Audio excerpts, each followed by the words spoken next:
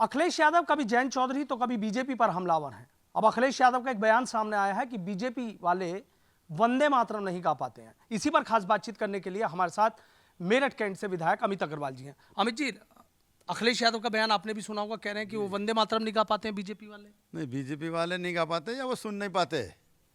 अखिलेश यादव सुन ही नहीं पाते वंदे मातरम, क्योंकि ना तो उनके ज़माने में पूरा गाया गया, इसलिए। और वो कांग्रेस के संपर्क में रहे तो कांग्रेस की भाषा बोल रहे हैं।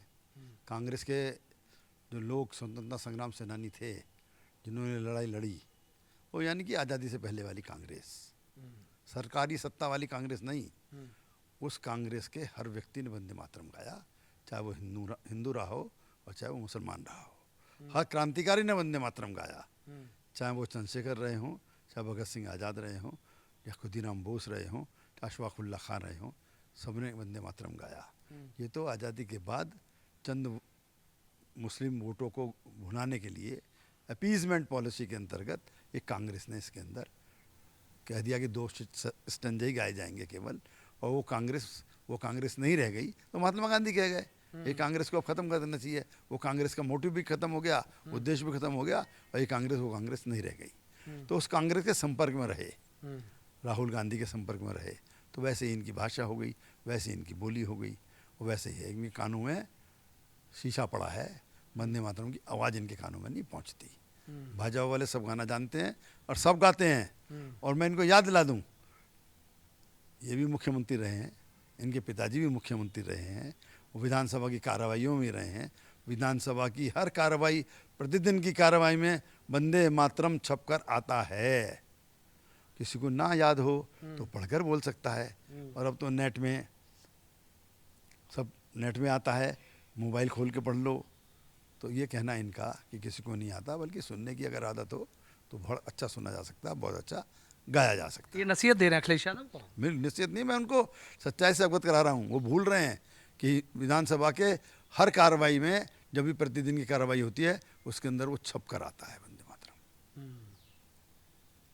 तो पढ़े लिखे व्यक्ति हैं, विदेश में पढ़कर आए हैं, वो उसको पढ़ सकते हैं ना, वंदे मातरम को क्यों नहीं पढ़ते।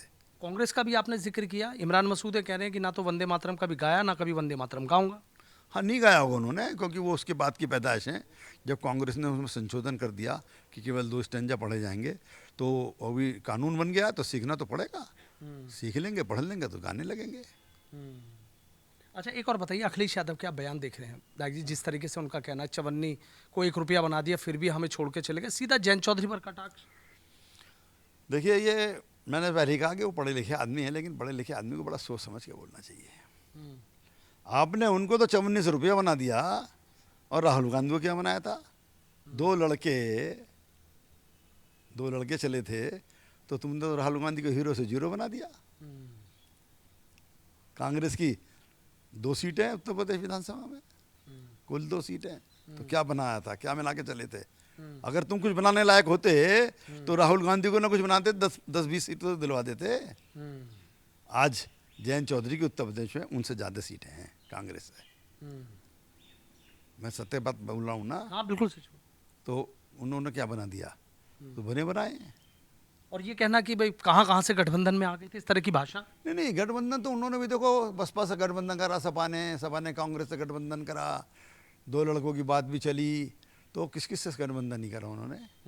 वो काशीराम जी के चरणों में भी जाके बैठे थे, सद्य मुलायम जी, तो किससे गठबंधन नहीं करा उन्होंने सबसे गठबंधन करा। तो गठबंधन तो ये भारतीय राजनीति में एक अंग रहा है, और भारतीय राजनीति के अंग के कारण से लोकतांत्रिक परंपराओं में संवित की सरकारें बनी, संयुक्त सरकारें बनी, तो अनेकों पार्टियों का जन्म हुआ, अनेकों पार्टियां खत्म हुई। तो ये सब परिवर्तन है राजनीति के, लोकतंत्र में ही होते हैं ये। अभी आपने देखा कि जो श्यामलाल पाल मुजफ्फरनगर आए थे, समाजवादी पार्टी के प्रदेश अध्यक्ष हैं, उनका ये कहना कि राजनीति की ABCD नहीं, हमने 54 से 98 रुपया बनाया, सोना बनाया, विधानसभा ले गए और फिर संसद में भी बिठाया। इशारा तो जयंत की तरफ ही माना जा रहा है।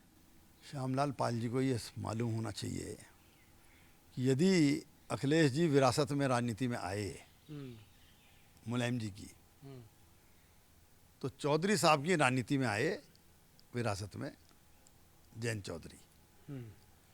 और चौधरी साहब का राजनीतिक इतिहास बहुत पुराना है। चौधरी साहब तो 1936 से विधानसभा में, विधान परिषद में जाते हैं, काउंसिल थी तब, उससे पहले मिनिस्टर रह चुके आज़ादी से पहले, तो वो क्या सिखाएंगे और वो क्या बनाएंगे। चौधरी साहब जो उनके दादा थे जयंत चौधरी के, उसके बाद अजीत सिंह भी विदेश में पढ़े हुए एक अच्छे पढ़े लिखे व्यक्ति थे, तो श्यामलाल पाल क्या सिखा देंगे उनको, या उनके नेता अखिलेश क्या सिखा देंगे। वो अगर अपने पैतृक उससे भी सीखे हैं चौधरी साहब के, तो अपने पिता और दादा से। और चौधरी साहब राजनीति में बहुत बड़ा नाम रहा है चौधरी चरण सिंह जी का, तो वो इस अपने उससे सीख लेंगे, वो तो अपने पैतृक गुण से सीख लेंगे। आखिरी सवाल मेरा ये है कि जो मेरठ की सरदना विधानसभा सीट है, बड़ी हॉट विधानसभा सीट कही जाती है, बसपा ने जाट कार्ड खेला है, वहाँ विनीत चौधरी विनीत को मैदान में वहाँ पर उतारा है भराला को, तो क्या लग रहा है मतलब। सत्येंद्र भराला भी तो पहले चुनाव लड़ चुके हैं, नहीं लड़े थे क्या। तो ये तो बिसाते बिछेंगी, बिसाते बिछने पे कौन कौन कौड़ी कहाँ पर खेली जाएगी, कहाँ कौन बाजी मारेगा, कहाँ कौन पलटी मारेगा, ये तो तब सामने आएगा।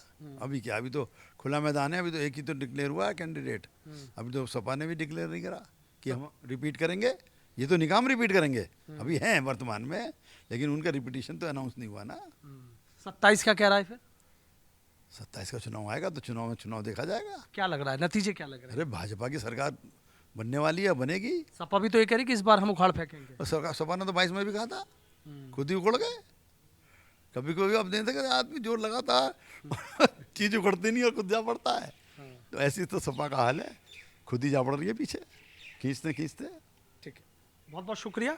तो देखिए, बीजेपी के विधायक हैं अमित अग्रवाल, आपने देखा कि किस तरीके से अखिलेश यादव पर हमलावर नजर आए हैं, तमाम बातें अखिलेश यादव को लेकर कही हैं और नसीहत भी दी है। वीडियो जर्नलिस्ट समीर राणा के साथ सनुज शर्मा, न्यूज लीडर, मेरठ।